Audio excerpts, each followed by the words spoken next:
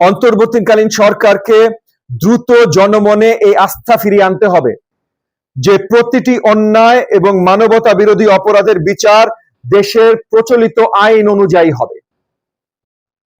দেশের দুটি পাবলিক বিশ্ববিদ্যালয়ে যেভাবে পিটিয়ে মানুষ হত্যা করেছে তা আমাদের বিপ্লবকে প্রশ্নবিদ্ধ করছে।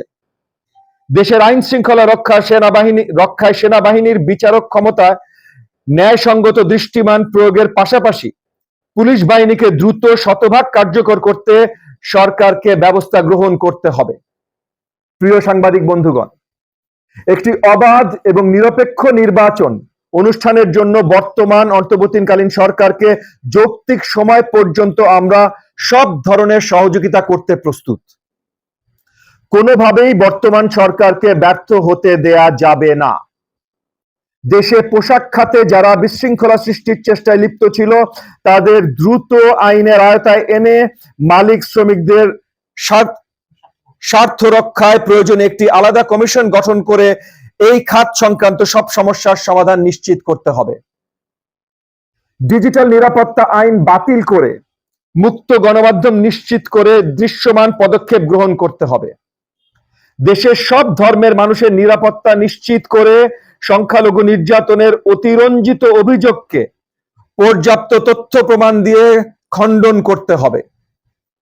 জেলা ও উপজেলা পর্যায়ে আওয়ামী লীগের যেসব নেতাকর্মী এবং সাবেক জনপ্রতিনিধিরা ফৌজদারি অপরাধ, লুটপাট, ভোট চুরি এবং আধিপত্য সৃষ্টির সাথে সম্পৃক্ত ছিল তাদের অবিলম্বে গ্রেপ্তার করতে হবে। সেনাবাহিনীর সাথে সংঘর্ষ এবং বিএনপির একজন নেতাকে হত্যা করার পরেও কেন গোপালগঞ্জ জেলা আওয়ামী লীগের নেতাকর্মীদের বিরুদ্ধে কঠোর ব্যবস্থা নেওয়া হলো না সেটা আমাদের বিস্মিত করে।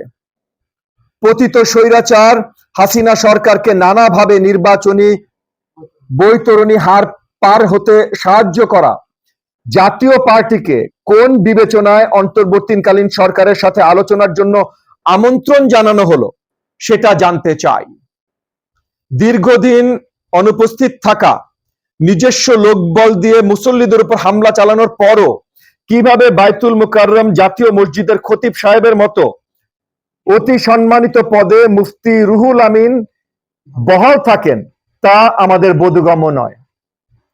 মাঠে নীরব থাকলেও সামাজিক যোগাযোগ মাধ্যম সরব রয়েছে পরাজিত আওয়ামী ফ্যাসিবাদের অপশক্তিদের বিরুদ্ধে।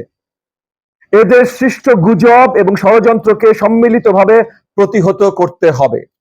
প্রিয় বন্ধুগণ, ব্যবসায়ী সমাজের সাথে কার্যকর আলোচনার মাধ্যমে লুটেরা ব্যবসায়ী গোষ্ঠীর গ্রাস থেকে দেশের ব্যবসা বাণিজ্যকে মুক্ত করে সুস্থ প্রতিযোগিতার পরিবেশ সৃষ্টি করতে হবে।